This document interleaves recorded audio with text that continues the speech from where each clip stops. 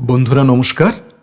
এসো গল্প শুনি ইউটিউব চ্যানেলে আমি কামাল আপনাদের সবাইকে স্বাগত জানাই। আপনারা শুনছেন শীর্ষেন্দু মুখোপাধ্যায়ের বৃষ্টির ঘ্রাণ উপন্যাসের পাঠ। আজ এই উপন্যাসের তৃতীয় পর্বের ভিডিও নিয়ে আপনাদের সামনে চলে এলাম। যারা আমার চ্যানেলটিকে এখনও সাবস্ক্রাইব করেননি সেই নতুন বন্ধুদের বলবো, অনুগ্রহ করে এখনই সাবস্ক্রাইব বাটনটি টিপে দিন এবং তার পাশে থাকা বেল আইকনটি টিপে দিতে অবশ্যই ভুলবেন না, কারণ একমাত্র তাহলেই আমার চ্যানেলে আপলোড করা যে কোনো ভিডিও সংক্রান্ত নোটিফিকেশন আপনার কাছে সবার আগে পৌঁছে যাবে। কেমন? আর যদি এই ভিডিও আপনাদের ভালো লাগে, দয়া করে একটি লাইক, কমেন্ট ও শেয়ার করে আমাকে প্রাণিত করবেন। তো চলুন আর কথা না বাড়িয়ে সরাসরি ঢুকে পড়া যাক আজকের পাঠে। শীর্ষেন্দু মুখোপাধ্যায়ের বৃষ্টির ঘ্রাণ।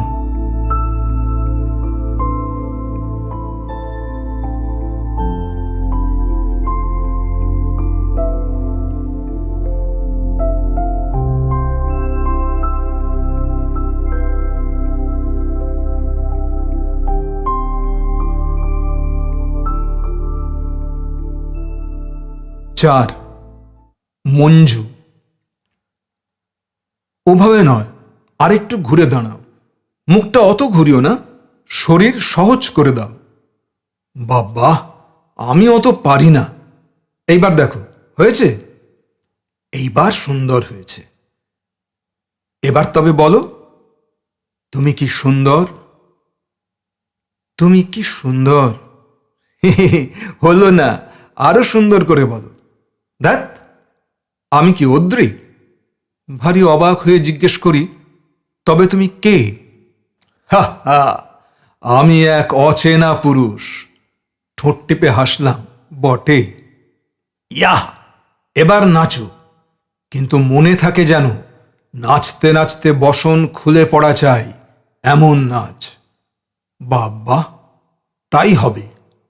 আমি হাত দুটো দুই সুন্দর ভঙ্গিতে শূন্যে ছড়িয়ে দিই, শরীর ভেঙে দিই পিছনে, ডান পা বাড়াই। এক, রূপোর ঘুঙুর বেজে ওঠে। দুই, তিন, এক, দুই, তিন, পাক খেয়ে আসি, দাঁড়াই। সুন্দর হয়েছে। ছাই। তবে অভিমানে বলি, কিছু হয়নি, এ নাচ তোমার ভালো লাগতেই পারে না। কিন্তু এই তো গ্রামাটিক্যাল নাচ, ছন্দবদ্ধ। মুখ টিপে হাসি, কিন্তু এই নাচে বসন খোলে না যে। তবে কি নাচব? দাঁড়াও, দেখাচ্ছি। আর এক রকমের নাচ আছে, যা ঝড় বাদলের মতো, পাগল নাচ। শিব নেচেছিল, তাতে গ্রামার নেই? পাগল শিব সতীর দুঃখে পাগল হয়ে নাচছে, সে নাচে কে তবলা বাজাতে যাবে সাহস করে? তুমি কি শিব? না, কিন্তু ওই রকম একটা ছন্ন ছাড়া নাচ আমার শরীরে লুকিয়ে আছে, দেখবে? দেখি। আমি বেনি খুলে দিলাম, আলগাভাবে শাড়িটা জড়িয়ে দিলাম শরীরে। আয়নার কাছ থেকে পিছিয়ে এলাম, হাসলাম। কি মাদক আমার হাসি। আমার একটা ঘরে আমি নাচতে লাগলাম। ঘুঙুর পাগলের মতো যা তা বলছে, বলুক। আমি নাচছি, ঘুরে যাচ্ছি, ফিরে আসছি। এই আমি পাহাড় বেয়ে উঠছি, লাফ দিয়ে পেরিয়ে যাচ্ছি ঝর্ণার জল। আলগা পাহাড়ের ওপর একটুক্ষণের জন্য আমি টলমল, পেরিয়ে গেলাম। আমি পাহাড় বেয়ে নেমে যাচ্ছি গড়িয়ে, বাতাস হয়ে ছুটছি মাঠের ওপর দিয়ে। এখন সমুদ্রের ঢেউ আমার পায়ের ঘুঙুর। নাচছি, খুলে পড়ছে বসন, খুলে পড়ছে। আমার দুই চোখে জল গড়িয়ে পড়ছে, মুখে হাসি। নাচছি, আমি নাচছি। সতীর দুঃখের সঙ্গে মিশে যাচ্ছে নাচের আনন্দ, মিশে যাচ্ছে ভালোবাসা আর প্রতিশোধ। শেষে কেবল ভালোবাসা থাকবে। এই নাচ সেইখানে শেষ, আমাকে শেষ পর্যন্ত পৌঁছতে হবে। নাচছি, আমি নাচছি। দেখলে, সারা শরীরে ঘাম, কপালের ঘাম পড়ছে টপ টপ করে। এলো চুল ফেঁপে ছড়িয়ে আছে চারধারে। মেঝের ওপর পড়ে আছে আমার স্খলিত শাড়ি। আয়নায় আমার পাগলিনী চেহারার প্রতিবিম্ব পড়েছে। ফাঁকা ঘর। আমি শূন্যতার দিকে চেয়ে ঠোঁট টিপে হেসে প্রশ্ন করি, দেখলে অচেনা পুরুষ? মাঝে মাঝে দুপুরটা আমার এই রকম কাটে। আমার শূন্য ঘরে এক অচেনা পুরুষের গন্ধ পাই যেন। অমনি উঠে বসি, সাড়া দিই, আমাদের কল্পনার কথাবার্তা হতে থাকে। কিন্তু তাতে টেপ রেকর্ডারের ফিতে ঘুরে শেষ হয় না। কত কথা আসে বুক জুড়ে, পাগল পাগল কথা সব। কাউকে বলা যায় না, কেবল তাকে বলা যায়। সে সব শোনে, ক্ষমা করে, ভালোবাসে। নাচের পর আমি মেঝেতে শুয়ে থাকি। গায়ে শাড়ি নেই, মেঝের ঠান্ডা শরীরময় আরাম ছড়ায়। চোখ বুজে থাকি। অচেনা পুরুষ আমাকে স্নেহভরে দেখে। আমি লজ্জা পাই না। তার কাছে লজ্জা কি? আমি শিশুর মতো নির্লজ্জ হয়ে শুয়ে থাকি, মুখ টিপে হাসি। ঘরের দরজাটা কে যেন আস্তে আস্তে খুলে দিল। আলোর আভা পড়ল ঘরে। আমি চোখ খুললাম না। কেউ না নিশ্চয়ই, বোধহয় বাতাস। এ সময়ে দোতলায় আমি একা থাকি। তিনতলায় ঘুমোয় মা, নিচের তলায় চাকর, ঠাকুর আর ঝি। দোতলায় আমি একদম একা থাকি ভর দুপুরে। আর থাকে এক অলিক অচেনা পুরুষ। আয়নায় থাকে আমার ছায়া। দরজায় কার ছায়া পড়ল। আমি আধো বোঝা চোখে চাইলাম, চমকে উঠলাম। অদ্রি! যা, টোকা দাওনি কেন? তুমি কি? অবাক হয়ে অদ্রি তাকিয়ে চারদিক দেখল। কি হচ্ছিল এসব? পাগলা ষাঁড় ঢুকেছিল নাকি? আমি উঠে উবু হয়ে বসে দুহাতে মুখ ঢেকে হাসতে লাগলাম। নাচছিলে? ও। অদ্রির গলা খুব ক্লান্ত শোনালো। আমার রাগ হচ্ছে খুব। ও কোনোদিন আমার ঘরে টোকা দিয়ে ঢোকে না। ও হয় চোরের মতো আসে, নয়তো ডাকাতের মতো। কেন এরকম করবে? কাপড়টা পরে নাও, আমি পাশের ঘরে আছি, বলে অদ্রি বাইরে গিয়ে দরজাটা ভেজিয়ে দিল। কত সাধু পুরুষ! তুমি যদি এতই লাজুক হবে তবে কেন দরজা খুলেছ? দুপুরে একা ঘরে মানুষ পাগল পাগল হয়ে থাকে জানো না? শাড়িটা পরতে পরতে আমি ঘরের চারদিকে চেয়ে দেখলাম, সত্যিই পাগল নাচ নেচেছি। ড্রেসিং টেবিলের ওপর থেকে আমার কসমেটিক্সের শিশি আর কৌটো সব গড়িয়ে পড়েছে নিচে। একটা ক্লিনজিং ক্রিমের শিশি চুরচুর হয়ে ভেঙেছে। বিছানার চাদর লণ্ডভণ্ড। নাচের সময় কি যে করেছি আর কি করিনি তা খেয়াল নেই। আয়নার দিকে তাকিয়ে মুখ টিপে হাসলাম।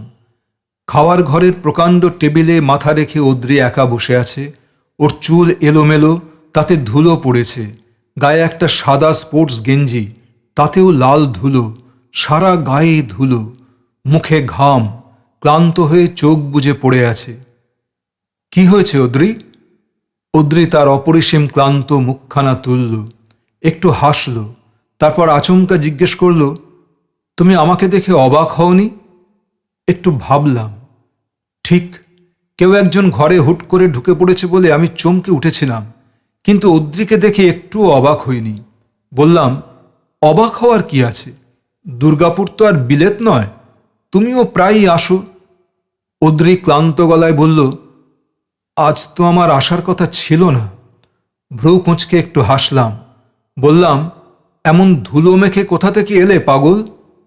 অদ্রি উত্তর না দিয়ে প্যান্টের পকেট থেকে একটা দোমড়ানো ইনল্যান্ড বের করে টেবিলের ওপর ফেলে দিয়ে বলল, এটা তোমার শেষ চিঠি, গত মঙ্গলবার পেয়েছি।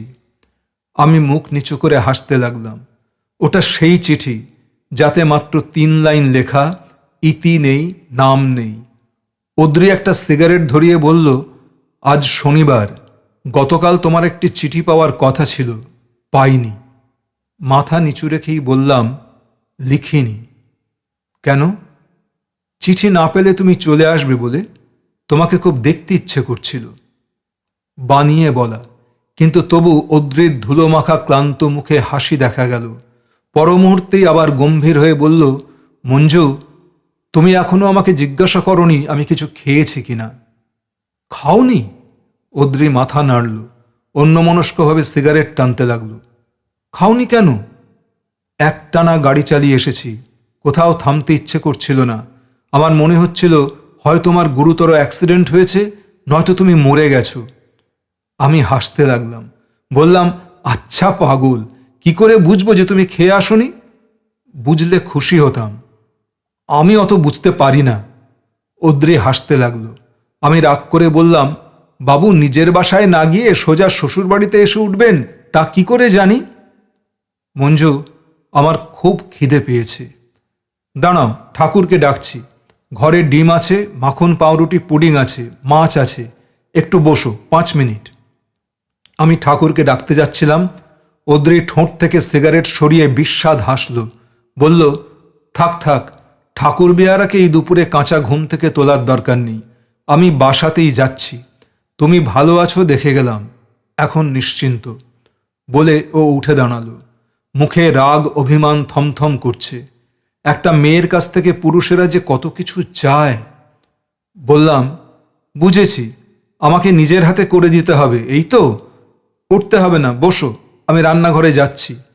ও হাই তুলল, আঙুল মটকালো, তারপর অপরাধীর মতো একটু হেসে বসে পড়ল আবার। ছেলে মানুষের মতো মুখ করে বলল, ওসব ডিম পাউরুটি নয়, আমি ভাত খাবো মঞ্জু। আচ্ছা বাবা, তাই হবে। রান্নাঘরে কোথায় কি আছে আমার জানা নেই। ফ্রিজ খুলে আলমারি হাটকে জিনিসপত্র পেতে আমার অনেক সময় লাগলো। ডাল সেদ্ধ, ভাত, অমলেট আর মাছের ঝোল বেড়ে নিয়ে খাওয়ার ঘরে এসে দেখি অদ্রি টেবিলে মাথা রেখে গভীর ঘুম ঘুমোচ্ছে, নাক ডাকছে ওর। আমি ডাকলাম, ও লাল চোখে তাকালো, তারপর হাসলো, বলল, বাহ, দাঁড়াও, বাথরুম থেকে আসি। ফিরে এসে টেবিলে বসলো যখন, ওর ধুলোটে ভাবটা তখন আর নেই। কালো মিশমিশে চুলের সীমারেখায় ওর মুখের ফর্সা রং সুন্দর দেখাচ্ছে। আজ অফিস করনি? না। কেন? ও মুখ তুলে হাসল, বলল, ওরকম ভুতুড়ে চিঠি পেলে অফিস করা যায়? তার ওপর কাল চিঠিই পেলাম না। ওর চোখ অন্যমনস্ক, কি যেন ভাবছে। আমি জানি আমার কথা নয়, আমার দিকে খুব একটা তাকাচ্ছে না। আমার জন্যই দৌড়ে এলে? অদ্রি একটু ইতস্তত করে বলল, আমি আর কিছু বললাম না, চুপ করে ওর খাওয়া দেখতে লাগলাম। ও নিজে থেকেই আবার বলল, তোমার জন্যই।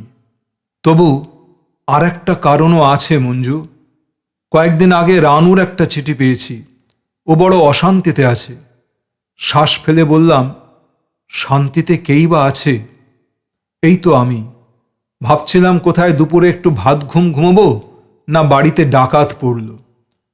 অদ্রি হাসল, সারা ঘর লণ্ডভণ্ড করে ও তোমার কেমন ঘুম?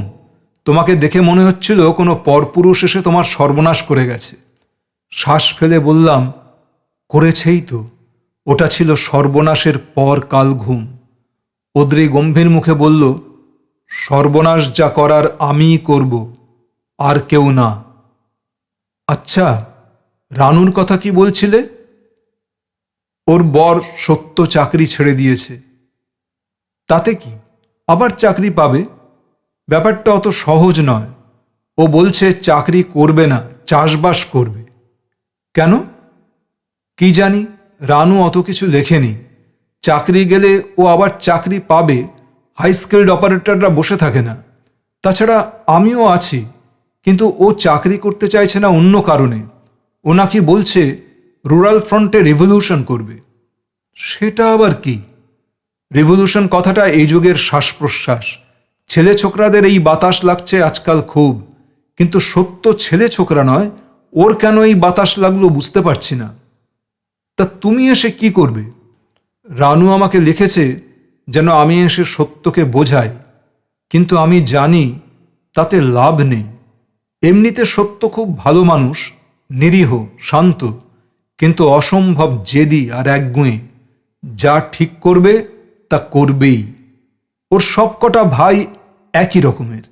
ছোটজনকে তুমি বোধহয় দেখোনি, নেন্টু, একসময়ে নামকরা বক্সার ছিল। ওর চোখ বড় সাংঘাতিক, ভালো করে চোখে চোখ রাখা যায় না। ও যদি মনে করে কলকাতার 1 নম্বর গুন্ডা হবে, তবে তাই হবে, কেউ আটকাতে পারবে না। একটা দীর্ঘশ্বাস ছেড়ে বললাম, যার যা হতে ইচ্ছে হয় হোক, আমাদের কি? ঠিক, কিন্তু সত্যর কথা না ভেবে যে উপায় নেই। রানু কোথায় যাবে? চিঠি পাওয়ার পর থেকেই আমার ভীষণ অস্বস্তি হচ্ছে। চাষবাস তো ভালোই, ক্ষেতের চাল, পুকুরের মাছ, গরুর দুধ, পোষা মুরগি। বলতে বলতে হাসতে লাগলাম। অদ্রি মাথা নাড়ল। শহরে বসে সবাই এরকম ভাবে, কিন্তু এদেশে চাষবাস কিরকম আনসার্টেন তা জানো? তুমি যেন কত জানো। অদ্রি আমার দিকে স্থিরভাবে তাকিয়ে রইল একটুক্ষণ, তারপর ক্ষীণ হেসে বলল, আমি কিছুটা জানি মঞ্জু, কিন্তু তুমি একেবারেই জানো না। দুর্গাপুর থেকে গাড়ি চালিয়ে আসার সময় দেখলাম হাজার হাজার মানুষ কাতার দিয়ে চলেছে, মাথায় পোঁটলা, তোরঙ্গ, বাক্স, কোলে ছেলে। কিছু যাচ্ছে দুর্গাপুর আসানসোলের দিকে, কিছু আসছে বর্ধমান কলকাতায়। গ্রাম খালি করে শহরে যাচ্ছে। শহরে যদি কাজকর্ম পায় ভালো, না হলে ভিক্ষে করবে। কেন যাচ্ছে? অদ্রি হাসল। বললাম তো, তুমি কিছুই খবর রাখো না। দেখছ না, বর্ষাকাল শেষ হয়ে এলো, তবু এবছর এক ফোঁটা বৃষ্টি হয়নি। ক্ষেত জ্বলে গেছে, খাওয়ার জল শুকিয়ে গেছে, কলেরা লাগছে, আর কয়েকদিন পরেই দেখবে শহর ভরে গেছে ভিখিরিতে। অদ্রি একটু চুপ করে থেকে বলল, ভীষণ গরম আর চড়া রোদের মধ্যে খালি পায়ে বুড়ো বাচ্চা সব মাইলের পর মাইল হেঁটে চলেছে। কোথায় যাচ্ছে, সেখানে কি হবে, কিছুই ঠিক নেই। আর আমি তোমার চিঠি পাইনি বলে ৬০-৭০ মাইল স্পিডে গাড়ি চালিয়ে আসছি। এত খারাপ লাগছিল ব্যাপারটা ভাবতে। ওদের মধ্যে যারা একটু সাহসী, তারা খালি গাড়ি দেখে হাত তুলে থামাতে বলছিল, চেঁচিয়ে বলছিল, আমাদের পৌঁছে দিন বাবু, দয়া করুন। তুমি গাড়ি থামালে? পাগল, আমার ছোট্ট একটু গাড়ি, আর ওরা হাজার হাজার, কতজনকে পৌঁছে দেব? ভাবলাম, ওদের এক যাত্রা, কারো কারো পৃথক ফল হয়ে লাভ কি? বাচ্চাদের কিংবা মেয়েদের কয়েকজনকে তো নেওয়া যেত। কিছু করলে না। অদ্রি, তুমি বড় নিষ্ঠুর। অদ্রি মিটিমিটি হাসতে লাগল। তারপর গম্ভীর হয়ে বলল, ভাবি স্বামীকে নিষ্ঠুর বলে ভাববার মধ্যে কষ্ট আছে, কিন্তু কষ্ট পেও না মঞ্জু, আমার গাড়ি থেমেছিল। সত্যি সত্যি। 2 বুড়ো, 4টে মেয়ে লোক, গোটা 10 বাচ্চা, 3 জন বুড়ি, জনা 2 জোয়ান, এ ওর কোলে, সে তার ঘাড়ে বসে এলো। লাগেজ বুটেও এক জোড়া স্বামী স্ত্রী আর তাদের কোলের বাচ্চা ছিল। সবাই ঠিকমতো কলকাতায় পৌঁছেছে। আমি তাদের হাওড়া স্টেশনে, ডালহাউসি আর এসপ্ল্যানেডে ছেড়ে দিয়ে এসেছি। সেই জন্যই এত দেরি হলো, নইলে অনেক আগে পৌঁছতাম। অদ্রির প্রতি মমতায় আমার হঠাৎ চোখ ছলছলিয়ে এলো। কি ভালো তুমি অদ্রি, খুব ভালো তুমি। অদ্রি হাসছিল, বলল, তাই বলছিলাম, চাষবাসের ব্যাপারটা খুব আনসার্টেন। এরপর অসময়ে বৃষ্টি নামবে, এক নাগাড়ে বৃষ্টি হবে, বন্যা হবে। আমাদের দেশে বাঁধের জলেও বন্যা হয়, রেল লাইন পাতলেও তাতে জল আটকে বন্যা হয়। মানুষ গাছে উঠে সাপের সঙ্গে বসে থাকে, ঘরদোর ভেসে যায়, বউ বাচ্চা মরে। জল নামলে ফের আবার গ্রাম ছেড়ে শহরের দিকে চলতে থাকে মানুষ। ভিখিরিতে ভরে যায় শহর। তবু সত্য গ্রামে যেতে চাইছে, বিপ্লব করবে। আমি চুপ করে রইলাম। অদ্রি শ্বাস ছেড়ে বলল, গাঁয়ের মানুষ এখন আর বাইরের লোক পছন্দ করে না, সন্দেহ করে। তাছাড়া জমির স্বার্থ আর দখল বড় সাংঘাতিক জিনিস।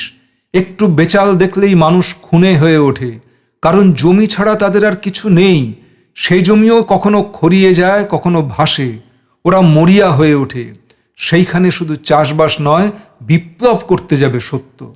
তার মানে খুব শিগগিরিও খুন হবে, খুব শিগগিরই।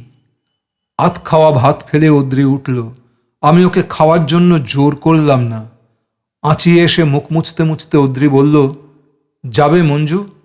চলো না, রানুকে দেখে আসবে। অসুখী রানুকে দেখতে ইচ্ছে করছিল আমার, অনেককাল দেখিনি। বললাম, যাব। রোদ চশমা পরে গাড়ির ভেতরে বসে আছি, তবু বুঝতে পারছি চারদিকে রোদের ছড়ি ঝলসাচ্ছে। ঝাপটা লাগছে গরম বাতাসের। যত দূর দেখা যায় আকাশ মেঘহীন, খরা, বড় খরা, পৃথিবী জ্বলে যাচ্ছে। তবু আমার তেমন কিছু খারাপ লাগছে না। অদ্রিকে বড় ভালো লাগছে আজ, খুব ভালো লাগছে। হয়তো শিগগিরই একদিন অদ্রিকে আমি কিশোরী মেয়ের মতো ভালোবাসতে পারব। অদ্রি কথা বলছিল না। দাঁতে দাঁত চেপে সামনের দিকে উগ্র চোখে চেয়ে স্টিয়ারিংয়ের ওপর সাপের মতো ঝুঁকে আছে। ওর ভিতরে তীব্র উত্তেজনা, অস্থিরতা। এত জোর স্টিয়ারিং চেপে ধরে আছে যে আঙুলের ডগাগুলো সাদা দেখাচ্ছে। কেন জানি না, পুরুষের এই অস্থিরতার প্রচণ্ড চেহারাটা আমার ভালো লাগে। কি ভাবছে ও? রানুর বরের কথা, নাকি খরার কথা, কিংবা গ্র্যান্ড ট্রাঙ্ক রোডে ঘর ছেড়ে পথে বেরোনো মানুষের শাড়ির কথা? যাই ভাবুক, আমার কথা ভাবছে না। সেই ভালো। কখনো কখনো পুরুষের অমনোযোগিতা মেয়ে মানুষের কাছে বড় সুস্বাদু। যেমন এখন। উদাসীন থাকো অদ্রি, এখন আমার দিকে ফিরেও চেও না, আমি ততক্ষণ তোমাকে ভালোবেসে নিই। দুপুরের ফাঁকা রাস্তায় খুব জোরে গাড়ি ছেড়েছিল অদ্রি। ওর সুন্দর উগ্র ভঙ্গিটা চোখ ভরে দেখা হলো না, রাস্তা ফুরিয়ে গেল। গাড়ি থেকে নেমে অদ্রি বলল, নামো মঞ্জু। আমি ইতস্তত করে বললাম, ওপরে যাব? রানুর শ্বশুর শাশুড়ি কিছু মনে করবেন না তো? বিয়ের আগেই জড়ে যাচ্ছি। অদ্রি ক্লিষ্টভাবে একটু হাসল। অত ভাববার সময় নেই, তুমি এসো, একা আমি সব ট্যাকল করতে পারবো না। আমি নামলাম। দরজা খুলল রানুই, বড় রোগা হয়ে গেছে, দু চোখের কোলে জলের দাগ, দিশেহারাভাবে আমাদের দেখল। দাদা, মঞ্জু, আয় ভিতরে, আয় তোরা। সত্য কোথায়? ঘরের ভিতরে ঢুকে রানু ফিরে তাকালো অদ্রির দিকে, ঠোঁট কাঁপছে। ও নেই। মানে? 3 দিন ধরে নেই, কোথায় গেছে জানি না। সে কি? রানু মাথা নাড়ল। 3-4 দিন আগে নেন্টু কোথা থেকে কিছু টাকা এনে ওর হাতে দিয়েছিল সংসার খরচের জন্য। টাকা পেয়ে রাতে নেশা করে এলো, খুব বকলাম, সকালে উঠে কোথায় চলে গেছে। উত্তেজিতভাবে অদ্রি বলল, পুলিশে খবর দিয়েছিস? দিয়েছিলাম, জানতে পারলাম পুলিশও ওকে খুঁজছে। কেন? ওয়ারেন্ট আছে, কারখানা থেকে ওর নামে ডায়েরি করেছে, পরশু বাড়ি সার্চ করল পুলিশ। কিছু পেয়েছে? রানু মাথা নাড়ল। না, নেন্টুকে ধরে নিয়ে গেছে। কেন? সার্চ করার সময় একজন পুলিশ জুতো পায়ে বাবার পুজোর ঘরে ঢুকেছিল। নেন্টু জুতো পায়ে ঢুকতে বারণ করেছিল, পুলিশটা শোনেনি। নেন্টু তখন তাকে ধাক্কা দিয়ে বের করে দেয়, সেই জন্য। অদ্রি চুপ করে দাঁড়িয়ে রইল। আমিও চুপ। কেবল চৌকির বিছানা থেকে ঘুম ভেঙে 2-3 বছরের ছেলেটা মাথা তুলে ঘুম চোখে একবার ডাকল, মা। তারপর আবার বালিশে মাথা রেখে ঘুমিয়ে পড়ল। রানু একবার অদ্রির দিকে, একবার আমার দিকে তাকালো। তারপর হঠাৎ আমার কাছে এগিয়ে এসে ভাঙা গলায় বলল, মঞ্জু, কিছু মনে করিস না ভাই, কিছু মনে করিস না, আমি একটু কাঁদব, একটুখানি। বলতে বলতে ও ছুটে গিয়ে উপর হয়ে পড়ল বিছানায়, কাঁদতে লাগলো। অদ্রি অস্বস্তি বোধ করছিল, কেবল বলল, কি হচ্ছে রানু? এই রানু। এগিয়ে গেল রানুর কাছে। ওদের ভাই বোনের এখন একটু একা থাকা দরকার। আমি বাইরের লোক। সামনে বারান্দার দরজাটা খোলা, আমি এক পা করে বারান্দায় এলাম। কি চড়া রোদ, গরম বাতাসের ঝাপটা বয়ে যাচ্ছে। আমি রেলিংয়ে কনুই রেখে দাঁড়িয়ে রইলাম একটু। ভিতর থেকে রানুর কান্নার শব্দ আসছে। আমি আরেকটু সরে দাঁড়ালাম। বারান্দার ওই প্রান্তে ওটা কি? দড়ি দিয়ে বাঁধা প্রকাণ্ড একটা বস্তা। কি আছে ওতে? আমি আস্তে আস্তে এগিয়ে গেলাম। হাত দিয়ে দেখি বস্তাটা খুব ভারী। এটা দিয়ে কি হয়? ভারী মজা তো। আমি বস্তাটা ঠেললাম, ওটা দুলতে লাগলো অল্প অল্প।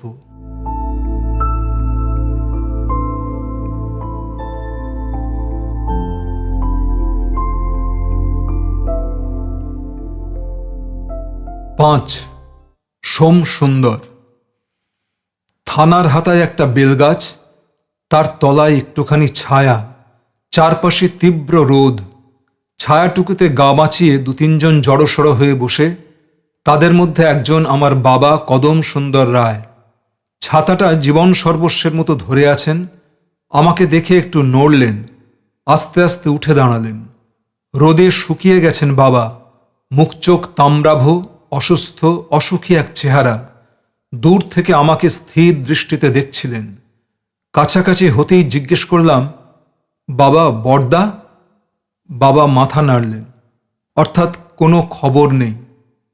কথা না বলে আমরা দুজন আস্তে আস্তে হাঁটতে লাগলাম। বাবা একটু আগে, আমি পিছনে। আমার ভয়ঙ্কর খিদে পেয়েছে। ঠিক দুপুরে জামিন দিল, তাই খেতে দিল না। হাঁটতে আমার একটু কষ্ট হচ্ছিল, কোমরে খুব ব্যথা। কিছু নয়, সেরে যাবে। বড়দা যে কোথায় গেল! বড়দার এখন শত্রু অনেক। আমরা ওকে খুঁজে পাওয়ার আগে তারা যদি ওকে খুঁজে পায়। কি জানি কেন ভাবতে ইচ্ছে করছে না। খিদে পেলে আমার চিন্তাগুলি ঠিক থাকে না। এক গ্লাস জল যদি পাওয়া যেত। থানার গেট ছেড়ে প্রায় ২০ গজ নীরবে নতমুখে হাঁটলেন বাবা। তারপর দূরত্বটা নিরাপদ নয় মনে করে ফিরে তাকালেন। তোর হাঁটতে কষ্ট হচ্ছে? না। বাবা চিন্তিত মুখে তাকিয়ে থেকে বললেন, খুব মেরেছে নাকি? তেমন কিছু না, বড়দার খবরটা ওরা চায়। কিছু বলিসনি তো? কি বলবো? দুপুরের ফাঁকা রাস্তা ধুধু করে জ্বলে যাচ্ছে। বাবা রাস্তার দুদিকে তাকিয়ে বললেন, তোর হাঁটতে কষ্ট হচ্ছে, একটা ট্যাক্সি নি। একটুখানি রাস্তা, ট্যাক্সির কি দরকার? হাঁটতে পারবো, তেমন কষ্ট হচ্ছে না। এই রুটে বাস খুব কম, দুপুরবেলাটায় একদম থাকে না। দূরে একটা টিউবওয়েল দেখা যাচ্ছে, তেষ্টা পেয়েছে খুব। কলকাতার বেশিরভাগ টিউবওয়েল সারা বছর খারাপ থাকে, এটাও তাই কিনা কে জানে। বললাম, তুমি একটু দাঁড়াও, জল খেয়ে আসছি। বলে বাবাকে রেখে এগিয়ে যাচ্ছিলাম। পেছনে বাবার চটির শব্দ সঙ্গে সঙ্গে আসতে লাগলো, যেন বা আমি দামাল শিশু ছেলে তাঁর, হারিয়ে যাব। বাবা সেই ভয়ে সঙ্গ ছাড়তে চাইলেন না। টিউবওয়েলটায় জল আছে, বাঁধানো চত্বরটা ভেজা এখনো, কেউ একটু আগে জল নিয়ে গেছে। আমি হাতলটা ধরার আগেই বাবা এসে ধরলেন। খা, আমি পাম্প দিচ্ছি। এক পলক বাবা বেটায় চোখাচোখি হলো। তারপর আমি হাঁটু গেড়ে বসে টিউবওয়েলের মুখে আঁজলা পাতলাম।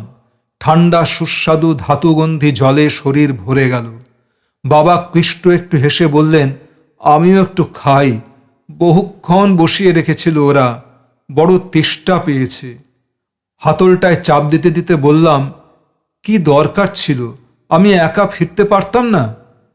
কি জানি, ভাবলাম খুব যদি মারধর করে থাকে তবে একা হয়তো ফিরতে পারবি না। জামিন কে দিল? বাবা কোনোদিন রুমাল রাখেন না। জল খেয়ে চোখে মুখে জলের ঝাপটা দিয়ে জামার হাতায় মুখ মুছতে মুছতে বললেন, সুধাংশুবাবু। সুধাংশুবাবু? মালার বাবা, উকিল মানুষ, অনেক ঘাতঘোত জানা আছে, নিতুই বন্দোবস্ত করেছে সব। কেস দিয়েছে? বাবা খানিকটা তটস্থ হয়ে বললেন, দেবে বোধ হয়। তারপর একটু ভেবে সান্ত্বনার সুরে বললেন, কোর্টে ওসব ফলস কেস তো টেকে না, সারা বছর ওরকম কত কেস দিচ্ছে পুলিশ। আমি একটু হাসলাম, হাঁটতে লাগলাম। বাবা একটু আগে, আমি পিছনে। বাবা মুখ ঘুরিয়ে বললেন, রোদে হাঁটছিস কেন? ছাতার নিচে আয়। ছাতা জিনিসটা আমি দু চোখে দেখতে পারি না, মাথার ওপরও একটা অস্বস্তি। তবু ছাতার নিচে গেলাম। বাবা বেঁটে, আমি লম্বা, ছাতার শিক মাথায় লাগছিল। আমি হাত বাড়িয়ে নিঃশব্দে ছাতাটা নিয়ে নিলাম। বাবা, থার্ড জেনারেশন সম্পর্কে তুমি যেন কি বলো? বাবা অন্যমনস্কভাবে আমার দিকে তাকালেন। কি বললি? Third generation. ও, বলে সামান্য একটু হাসলেন। মানুষের থার্ড জেনারেশন তার দোষগুণগুলো পায় না? বাবা শ্বাস ফেললেন একটু জোরে। আমরা সেই থার্ড জেনারেশন। বাবা গম্ভীরভাবে বললেন, বাবা যাই করুন তার স্থির বুদ্ধি ছিল। তিনি বিপদে পড়তেন, কাটিয়ে উঠতে জানতেন। কিন্তু তোরা অস্থির, চঞ্চল, কি করতে কি করে ফেলিস। পিছনে বাসের শব্দ হচ্ছিল। বাবা দাঁড়িয়ে বললেন, দেখ তো স্টপটা কোথায়? ওই তো সামনে, দেখা যাচ্ছে। চল দৌড়ো। বাবা আমার হাত ধরে টেনে নিয়ে চললেন। আমরা প্রায় দৌড়তে লাগলাম। টের পেলাম আমার কোমরের চোটটা খুব সামান্য নয়। দুপুরে ঘুমিয়েছিলাম। ঘুমটা যখন পাতলা হয়ে এসেছে তখন পাশ ফিরতে গিয়ে টের পেলাম আমার মুখের কাছে কার একখানা হাত আমার কপাল ছুঁয়ে সরে গেল। বালিশের পাশে পড়ে রইল হাতখানা। ঘুম চোখে দেখে চোখ বুজে রইলাম।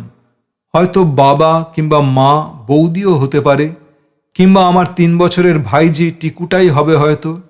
হাতখানা ধরার জন্য হাত বাড়িয়েও ধরলাম না। আধো ঘুমের মধ্যে ভাবছিলাম, যদি হাতখানা বর্দার হয়। বর্দার হাত নরম, মায়ের মতো মন ওর, অল্পেই গলে যায়।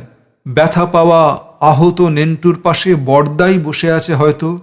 আমার দুপুরের ঘুমের মধ্যে একসময়ও ফিরে এসেছে বোধহয়। চোখ খুললাম না। অলস শরীরে বর্দার কথা ভাবছিলাম আধো ঘুমে। হঠাৎ শুনলাম পরিষ্কার মেয়েলি গলায় কে বলল, দ্য বক্সার ইজ ডেড। ঘুমের আঁশ জড়ানো চোখে চেয়ে দেখি মালা আমার শিয়রে বসে আছে। আস্তে আস্তে উঠে বসলাম।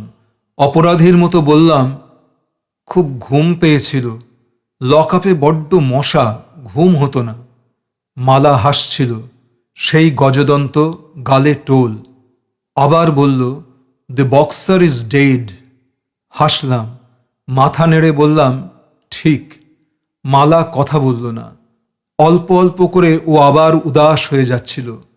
বলল, ঘুম আমারও হয় না। কেন? আমার লকআপেও বড্ড মশা। কি বলছো? মালা থিরথিরে হাসি হাসল। আমি যে লকআপে আছি সেইখানে। এই সংকেত বুঝতে না পেরে ব্যগ্রভাবে বলি, কিসের মশা মালা? ও উদাস হয়ে বলল, চিন্তার, দুশ্চিন্তার। বলেই উঠে দাঁড়ালো। দরজার কাছে পর্যন্ত চলে গিয়ে ফিরে বলল, তোমাকে দেখতে এসেছিলাম, এসে দেখি ঘুমোচ্ছ। ওভাবে তোমার শিয়রে বসে থাকা আমার ঠিক হয়নি, কিন্তু এসে দেখি ঘুমের মধ্যে খুব ঘামছো তুমি। এ ঘরে ফ্যান নেই, হাত পাখাও পেলাম না, তাই খবরের কাগজ দিয়ে একটু বাতাস করছিলাম। বলে মালা দরজার ওপারে চলে গেল উদাস ভঙ্গিতে। একটা ব্যগ্রতা বুক খামচে ধরল। তাড়াতাড়ি উঠতে যাচ্ছিলাম। মাঝ সিঁড়িতে এখনো মালাকে ধরা যায়। উঠতে গিয়ে হঠাৎ থমকে গেলাম। মনে পড়ল, ছোটদা এই বেশি বয়সে আবার পড়াশুনো করে ল পাস করেছে। এবছর সে জুডিশিয়ারিতে WBCS পরীক্ষা দিচ্ছে। পড়াশোনা ছেড়েই দিয়েছিল, আবার যে শুরু করেছে তা মালার কিংবা তার মা বাবার তাড়নায় আমরা জানি। ছোটদা অনেক স্বপ্ন দেখে, সেই সব স্বপ্ন মালাকে নিয়ে। আমি উঠলাম না, কিন্তু বিকেলে আমি আমার পেট মোটা ভোঁদড়ের মতো চেহারার বস্তুটার সামনে গিয়ে দাঁড়ালাম। হেসে তাকে বললাম, কি মক্কেল, এক হাত হবে নাকি? বিকেলের বাতাসে বস্তাটা একটু একটু দুলছে। সেটার পেটে সুন্দর একটা জ্যাপ করলাম আমি। কোমরের ব্যথা খচ করে উঠল। কিছু না, সেরে যাবে। একটু পিছিয়ে এলাম, আর একটা জ্যাব। বস্তাটা দুলে গেল। হেসে বললাম, কেমন, এখনো ঠিক আছি না? বস্তাটা দুলল, দুলতে লাগলো। লহরায় তবলায় যেমন চলে আঙুল, তেমনি আমার অবিরল ঘুষি তার উপর দিয়ে ঝড়ের মতো বয়ে যেতে লাগলো। নন্দরানী মারা যাওয়ার পর থেকে আশু একা আছে। তার মা বাবা পাকিস্তানে, নন্দরানীকে তারা দেখেননি। একা আশু নন্দরানীকে বিয়ে করে প্রথম ঘর সংসারের স্বাদ পেয়েছিল। সংসার ভেঙে গেছে নন্দরানী মারা যাওয়ার পর। তবুও আশু এখনও কালীঘাটের ফ্ল্যাটটায় আছে। যতদূর জানি নিজেই রান্না করে খায়, প্রতিদিন নন্দরানীর ছবিতে মালা দেয়। বাবা বহুবার তাকে আমাদের বাড়িতে এসে সকলের সঙ্গে থাকতে বলেছিলেন, আশু রাজি হয়নি। সন্ধেবেলা হঠাৎ মনে হলো একবার আশুর কাছে যাই। বর্দার সঙ্গে আশুর খুব ভাব, বলা যায় না, সে হয়তো বর্দার খোঁজ রাখতেও পারে। কে জানে বর্দা তার ফ্ল্যাটেই লুকিয়ে আছে কিনা। ভেবেচিন্তে বেরিয়েছিলাম। রাসবিহারী আর ল্যান্সডাউনের মোড়ের কাছে বাঁধানো গাছতলায় মনুতোষের সঙ্গে দেখা। বিমর্ষ হয়ে বসে আছে, হাতে রেসের ছোট বই, ভাবছে। আমাকে দেখে হাসল, বলল, বলুন তো আজ রাতে বৃষ্টি হবে কিনা? নির্মেঘ ধুলোট আকাশে তারা ফুটেছে। একবার চোখ তুলেই বললাম, হবে না। মনতোষ দুঃখিতভাবে মাথা নাড়ল। সব শালামশাই ওই এক কথা বলছে, বৃষ্টি হবে না। হবে বললে কি করতেন? 10 to 20 বাজি ধরতাম। আপনার কি মনে হয় বৃষ্টি হবে? না, মনতোষ শ্বাস ছেড়ে বলল। তবে ওই তো হয়েছে মুশকিল। বৃষ্টি হবে না আমিও জানি, সকলেই জানে, তাই কেউ চান্স নিচ্ছে না। অথচ শনিবার টল বয় আমাকে ডুবিয়ে দিয়ে গেল। পাকা খবর পেয়ে সর্বস্ব ধরেছিলাম, হারামজাদা স্টার্ট নিল না। এখন পয়সা কড়ি নেই, তাই বাজি ধরছি। Better luck next Saturday. Manatosh মাথা নাড়ে। বউ আর ঘোড়া দুই খচ্চর, কারো কাছে কিছু এক্সপেক্ট করতে নেই। বলুন তো আকাশে সপ্তর্ষি আছে কিনা? না না, আকাশের দিকে না তাকিয়ে বলুন। আবার হাসলাম। অর্থাৎ বাজি ধরতেই হবে? ক্ষতি কি, সময়টা তো কেটে যায়। আমার কাছে টাকা নেই। আনাআষ্টেক ধরুন না। আমি চোখ বুজে একটু ভাবনার ভান করে বললাম, সপ্তর্ষি আছে। মনতোষ ঠোঁট উল্টে বলল, আছে কিনা আমিও জানি না, দেখিনি, কিন্তু আমারও মনে হচ্ছে আছে। তাহলে তো বাজি হয় না। মনতোষ মাথা নেড়ে বলল, হয়। আছে জেনেও আমি বলছি নেই। 8 আনা। 8 আনা। মনতোষ গাছের ছায়া থেকে বেরিয়ে এসে আকাশ খুঁজতে লাগলো। আমি আকাশের দিকে তাকালাম না। পকেটে হাত দিয়ে একটি টাকা বের করে হাতে ধরে রইলাম। মনতোষ মাথা নেড়ে বলল, নেই। টাকাটা বাড়িয়ে দিতেই মনতোষ খুচরো 8 আনা পকেট থেকে বের করতে করতে বলল, 1 কাপ চা আর 1 প্যাকেট চারমিনার এতক্ষণের চেষ্টায় হলো। Better luck next time. আমি হাসলাম। কিছু দূর চলে এসেছি। পিছন থেকে মনতোষ ডাকল, সোমবাবু, ও মশাই, এই যে বক্সদারদা। ফিরে তাকিয়ে দেখি রাস্তা পার হয়ে মনতোষ আসছে, হাতে আমার টাকাটা। কাছে এসে বলল, হলো না। কি? সপ্তর্ষি আছে। গাছের ওপাশটা লক্ষ্য করিনি। আপনি জিতেছেন। রাখুন না। সে মাথা নাড়ল। তা হয় না। জিত জিত, হার হার। ধার হিসেবে রাখুন, পরে শোধ দেবেন। তবে টাকাটা ধরুন, আমার খুচরোটা ফেরত দিন। ধরলাম, খুচরো ফেরত দিলাম। এবার বলছি, আমাকে 8 আনা ধার দিন। হেসে বললাম, ফর্মালিটি? অভ্যাস রাখা ভালো। আমি পাঁড় জুয়াড়ি। ধার আর জুয়া এক করতে ভালোবাসি না। আমি জানতাম আকাশে সপ্তর্ষি আছে, তাই তাকাইনি। মনতোষকে টাকাটা আবার দিতে ওর মুখ উজ্জ্বল হলো। আবার 8 আনা ফেরত দিতে দিতে বলল, অন্য কোনো আইটেমে খেলবেন? না, আমার সময় নেই। কেন? বড়দা বাড়ি থেকে চলে গেছে। ওর খোঁজ পাচ্ছি না। এক জায়গায় যাচ্ছি খোঁজে। চলে গেছে? কি আশ্চর্য! কোথায়? কি জানি। মনতোষ মুখে চুকচুক শব্দ করে বলল, হায়, দেখুন তো, এক পাড়ায় থাকি, অথচ কেউ কারো খোঁজই রাখি না। চলি। আচ্ছা, চিন্তা করবেন না। আমার মন বলছে আপনার বড়দা সামনের সোমবারের মধ্যে ফিরবে। কি করে বুঝলেন? আমার মন বলছে আজ এক সোমবার, সামনের সময় হয় 7 দিন। 7 দিনের মধ্যে ফিরবে। বাজি। কত? 10। অত না, 5। আমার 10ই রইল, আপনার 5। 10 to 5। আমি হাসলাম। ঠিক আছে। খুশি হয়ে মনতোষ গাছের তলায় বাঁধানো জায়গায় ফিরে গেল। একটি যুবতী মেয়ে দরজা খুলল। তার হাতে শাঁখা, সিঁথিতে সিঁদুর। অবাক ভাবটা সামলে জিজ্ঞেস করলাম, আশু আছে? আছে, ভিতরে আসুন। ভেতরে সবই সেই আগের মতো আছে। খাটে বিছানা, জোড়া বালিশ, দেয়ালে নন্দরানীর ছবি, তাতে টাটকা মালা। তবু ঘরের গন্ধটা কেমন যেন অন্যরকম। আশু বাথরুমে গিয়েছিল। ঘরে ঢুকে আমাকে দেখে একটু থমকালো। আশু সম্পর্কে আমার ছোট, কিন্তু বয়সে বড়, ফলে আমি তাকে দাদা ডাকি, সেও আমাকে দাদা ডাকে। তুমি করে বলি দুজনেই। আশু থমকে আমাকে ভালো করে দেখল একটু, বলল, জামিন পেলে? অবাক হলাম। বললাম, তুমি খবর পেলে কোত্থেকে? নিতু আমাকে ফোন করে প্রায়ই। তাহলে বড়দার খবরও জানো? জানি। খোঁজ রাখো? আশু মাথা নাড়ল, না। হতাশায় ভেতরটা ভরে গেল। খুব মারধর করেছে নাকি? আশু জিজ্ঞেস করে। একটু আধটু। আশু শ্বাস ছেড়ে বলল, তোমরা গ্রহের ফেরে পড়েছ নেন্টুদা। এবার একটা সস্তয়নী করাও। এই বয়সে বড়দার নিরুদ্দেশ হওয়ার মানে হয় না। তুমি বা কেন পুলিশের গায়ে হাত দিতে গেলে? উঠতে উঠতে বললাম, আজ চলি আশুদা। আরে দাঁড়াও, চা খাও। ভেবে আর কি করবে, বরং এক চাল দাবা খেলে যাও। গজনৌকোর একটা নতুন চাল শিখেছি। নন্দরানী বেঁচে থাকতে আশুর বাসায় প্রায় দিনই আমরা দাবা নিয়ে বসতাম। খেলতে খেলতে রাত হয়ে যেত। নন্দরানী বকাবকি করত দুজনকে। কখনো বা নিবিষ্ট মনে আশুর পিঠ ঘেঁষে বসে চাল দেখত। নন্দরানী মরে যাওয়ার পর আমি আর আসিনি। আশুও দাবা খেলত না। বললাম, চালটাল সব ভুলে গেছি। আশু বলল, আমিও কতকাল খেলি না। দাবার ছক বিছানার উপর পাততে পাততে আশু মুখ ঘুরিয়ে ডাকল, পারুল, চা দিয়ে যাও। মেয়েটি কে তা জিজ্ঞেস করতে পারছিলাম না। লজ্জা করছিল। আশুও আমার চোখ এড়াচ্ছে, চোখে চোখে তাকাচ্ছে না। তার ভাবসাবে একটা চোর চোর ভাব। দাবা নিয়ে বসার একটু পরেই নিঃশব্দে মেয়েটি চা নিয়ে এলো। মুখ তুলে তাকে দেখলাম। দেখতে মন্দ না, শ্যামলা রং, ভালো স্বাস্থ্য, মুখখানায় লক্ষ্মীশ্রী আছে। আমাকে তাকাতে দেখে খুব লজ্জা পেল। মুখ নামিয়ে বলল, আপনাকে একটা ডিম ভেজে দিই? বললাম, দিন। আশু বলল, দাও। নেন্টুদা ডিম বড় ভালোবাসে।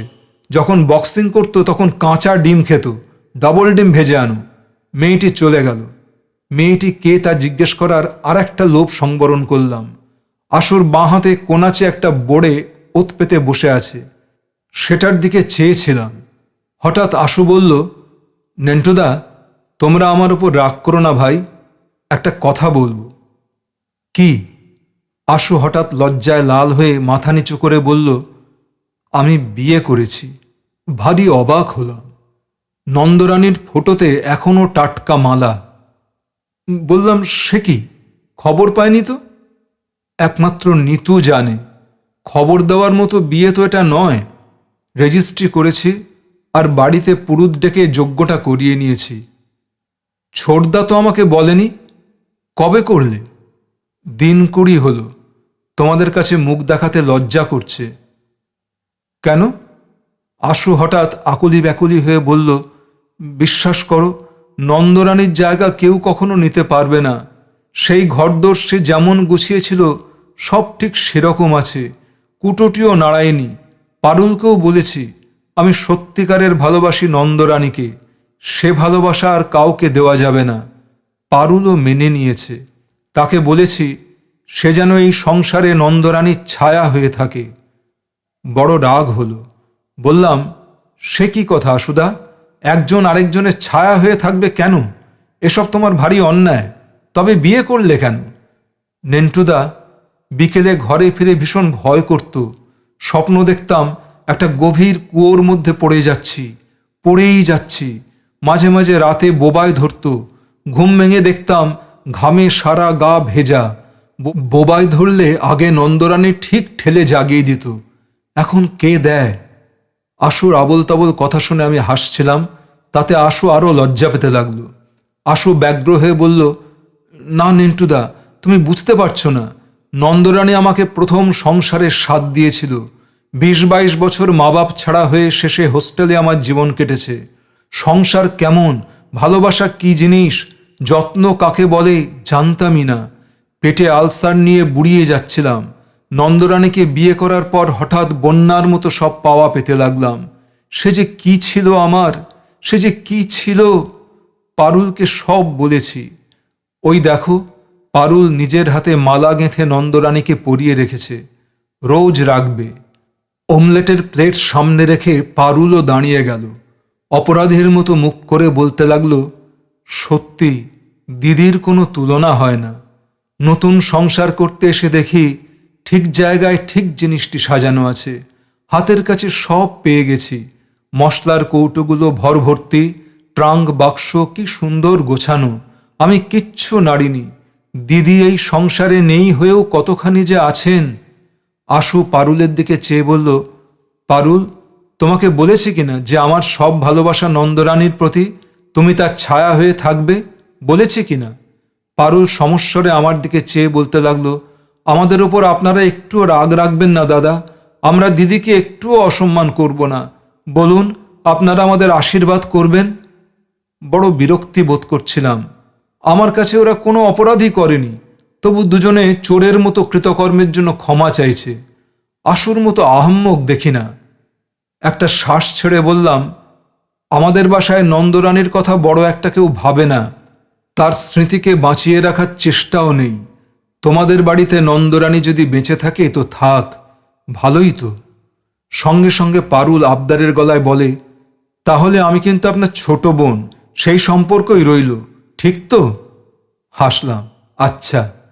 আগের মতো এসে দাবা খেলবেন ওর সঙ্গে, যত রাত হোক আমি কিছু মনে করব না। আমি হাসলাম।